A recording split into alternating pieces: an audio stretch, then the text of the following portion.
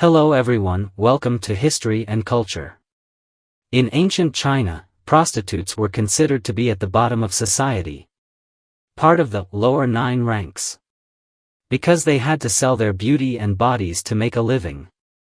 They were often looked down upon and despised by society. Although some, like Li Shishir and Lu Rushi, became renowned and were able to communicate with high-ranking officials or even emperors, enjoying a certain social status. The lives of most prostitutes were filled with suffering and tragedy. Most of these women lived in brothels, which were usually managed by older prostitutes known as the madams. The madams treated the younger women as tools for making money, exploiting and squeezing them dry, often subjecting them to violence and abuse. In an era of imperfect legal systems and conservative social customs, it was not uncommon for a prostitute to be beaten to death or seriously injured by a madam, with many tragedies occurring quietly and unnoticed. According to the recollections of one prostitute, the madam had a peculiar habit. Every night, she would sneak into the rooms of the prostitutes and tap on the floor tiles with her feet.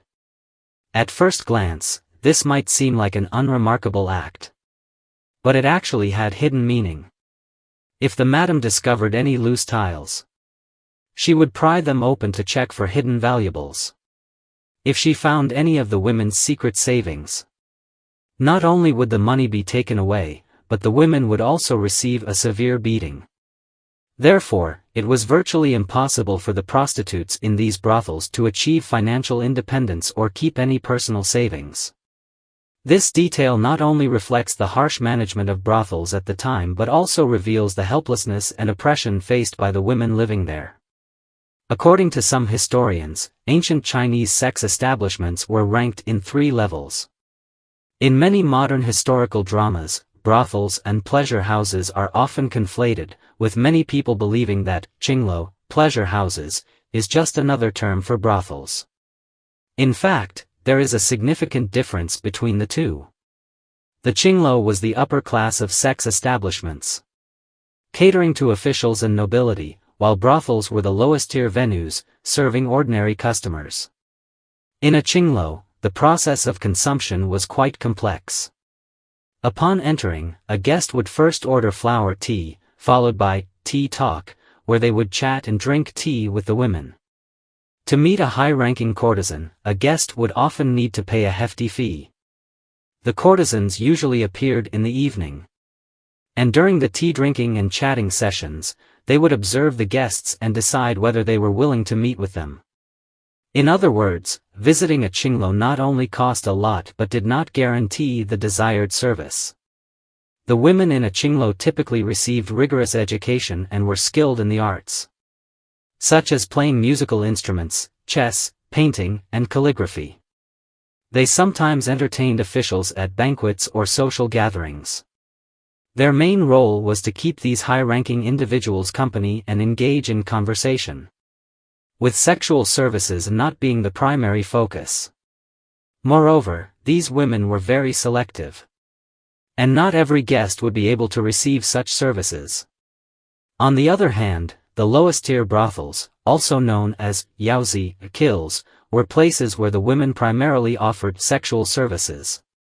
The environment was extremely rudimentary, with prostitutes often waiting for customers on large communal platforms. The lives of these women were unbearably tragic, many coming from poor families or even from the streets as beggars. Some impoverished families, struggling to make ends meet, would sell their wives or daughters to brothels. During the Republican period, a prostitute from Heilongjiang recounted that she had to serve at least 15 customers a day. Living in a world plagued by sexually transmitted diseases, beatings, and a complete lack of dignity. However, overall, whether in a Qinglo or a brothel, prostitutes held an extremely low status, belonging to society's bottom rungs. The women in brothels, however, often had even more tragic lives, deprived of even the most basic human dignity. The book My Life as a Prostitute is the first modern Chinese work that documents the bitter life of women in the Republic of China during the early 20th century. Authored by the elderly Guangxu, who penned it with tears and blood. The book recounts her experience of being forced into prostitution and the harsh exploitation she endured. Guangxu Zhen was born into a poor family. Her father was a rickshaw puller, and her mother made a living by washing clothes for others. At the age of 13, her father, who was addicted to opium, sold her to a family as a servant. Later, she was sold to a brothel on Chunxi Road in Chengdu, where she was immediately beaten by the madam upon arrival.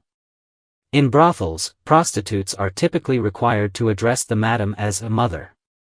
Guangxu Zhen refused, which led to her being beaten and locked in a small dark room. Enduring such torture, she was forced to comply and became a prostitute, adopting the name Kong Xiaomei. As a prostitute, Kong Xiaomei had to abandon her dignity and personality, putting on a forced smile under the bodies of numerous unfamiliar men. Tragically, this brothel was not her only hell. She was later sold to brothels in Baoji, Shaanxi, and Lanzhou, Gansu, where she endured even more suffering, experiencing the misery faced by the lower classes. According to her account, the job of a prostitute was to please men. Every morning, the prostitutes would get up and dress as extravagantly as possible, as if competing to attract as many clients as they could. In addition, they were constantly subjected to training to ensure they maintained their allure. If any of them slacked off, they would face harsh punishment from the madam. Although brothels allowed financially secure prostitutes to buy their freedom, in reality, most of the money they earned from clients was taken by the madam, leaving them with only a meager portion. To prevent the prostitutes from secretly saving money, the madams would secretly check the tiles in their rooms after they fell asleep. If any tiles were loose, it meant the prostitute had hidden her savings there. In one of the brothels where Kong Xiaomei worked, there was a top prostitute named Su Fengxian, who had a steady stream of clients and earned a lot of money, living a very comfortable life. However, Kong Xiaomei noticed that Su Fengxian was always frowning and melancholic, revealing that even being the top prostitute in the brothel did not grant one freedom. One day, Kong Xiaomei discovered that Su Fengxian was carrying 6 handkerchiefs with her. When she asked why, Su Fengxian explained that if a prostitute was made drunk by a client, she would be forced to submit to abuse. This could lead to illness. But the madam would not call for a doctor, and the prostitutes would have to suffer on their own, with many dying tragically as a result. To protect herself, Su Fengxian carried 6 handkerchiefs. Every time she took a sip of alcohol, she would spit into one of the handkerchiefs, to avoid getting too drunk and vulnerable. The brothel was a place from which one could not escape. Kong Xiaomei once witnessed the tragic fate of a prostitute who tried to flee. One day, a prostitute named Xian He attempted to escape but was caught by the madam and dragged back with great cruelty. Xian He had always been a well-behaved and obedient girl, never causing trouble or disobeying the madam. She worked diligently with every client, so the madam had not paid much attention to her. However, Xian He fell in love with one of the clients and decided to elope with him.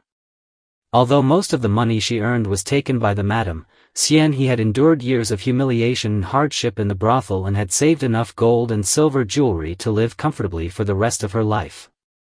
Seizing the opportunity when no one was watching, Xian He quickly escaped with her savings. Unfortunately, she was soon discovered by a brothel servant, who informed the madam. A group of people was sent to recapture her. When Xian He was brought back to the brothel, she was severely beaten.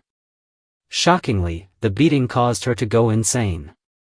She started babbling incoherently, smashing things, causing the madam to flee to the upper floor in fear.